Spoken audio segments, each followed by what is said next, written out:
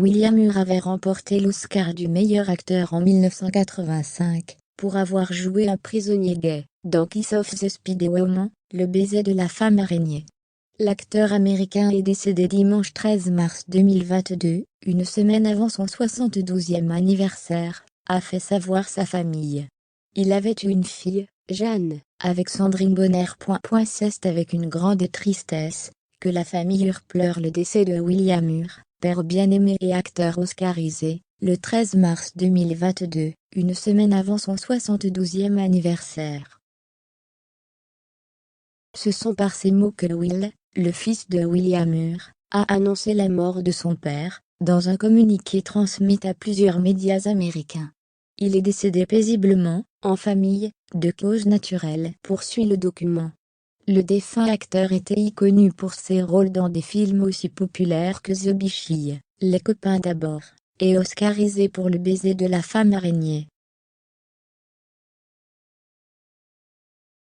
William Hurt a bâti sa réputation sur sa volonté d'incarner des personnages excentriques et inhabituels, à l'instar d'un policier russe dans Gorky Park, 1983, un mari riche et distant dans Alice de Woody Allen, 1990, et un homme avec pour projet de construire une machine qui profiterait aux aveugles dans un Till the End of the World, 1991. Son premier rôle au cinéma avait été celui d'un scientifique obsédé dans le film Altered State de Ken Russell en 1980.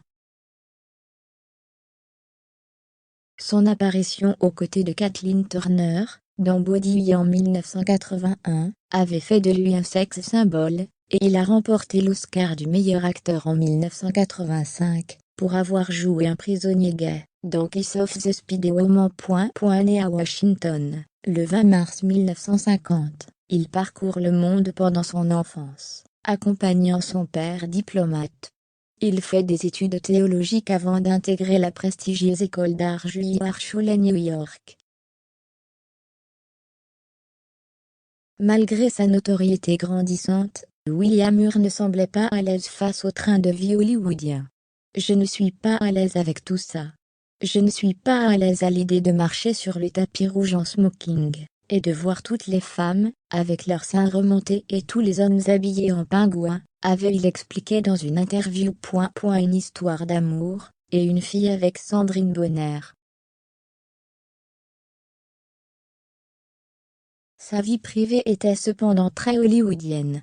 Il avait épousé l'actrice alors débutante Mary-Beth Suppinger, et l'avait suivie à Londres, mais avait divorcé à leur retour à New York.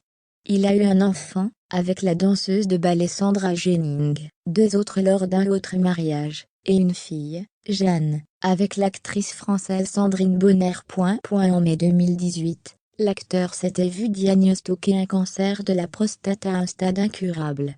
Son fils n'a toutefois pas précisé si c'est cette maladie qui l'a emporté.